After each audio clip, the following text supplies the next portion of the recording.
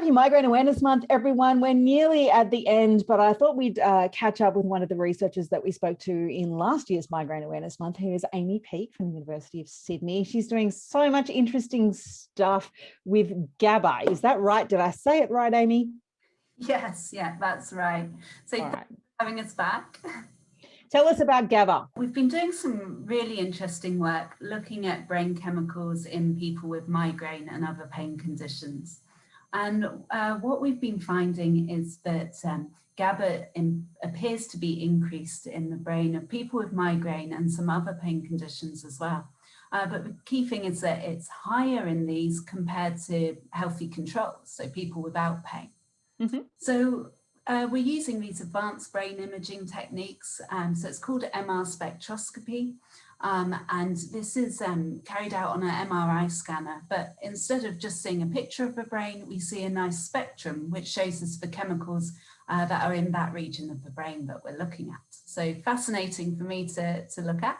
Mm-hmm. And hopefully this is going to really kind of start letting us getting us to understand migraine in a slightly different avenue.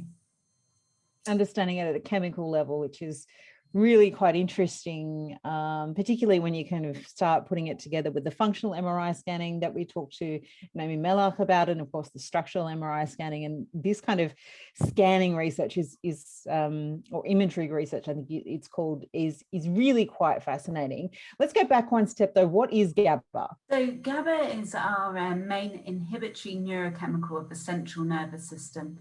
So its job is to try and help suppress pain. Mm-hmm. But interestingly, it's increased in people with migraine. So we're now trying to understand what that actually means. So that's a bit of work that we're doing at the moment to see what these chemical changes mean in relation to the migraine experience. So maybe the pain side of it, but also the other aspects of migraine. Fantastic. So the paper that you've just put out is about just finding those higher levels of GABA, yeah? So the paper's just about to come out in a Journal of Pain.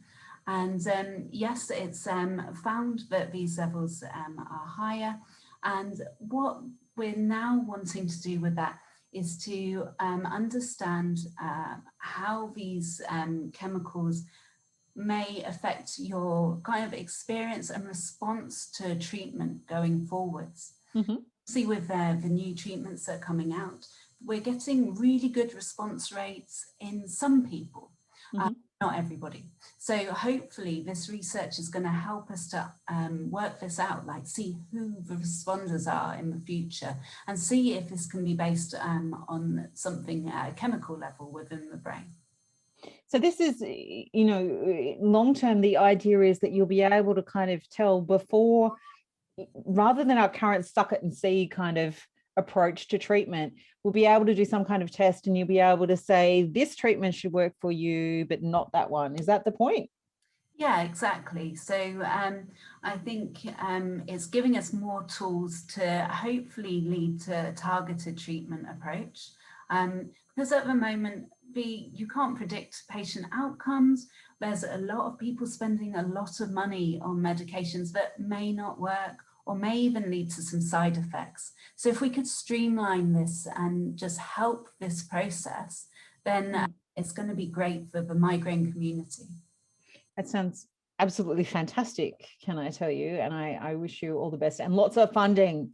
Give these people money so that they can go and do this research, because it's really important stuff.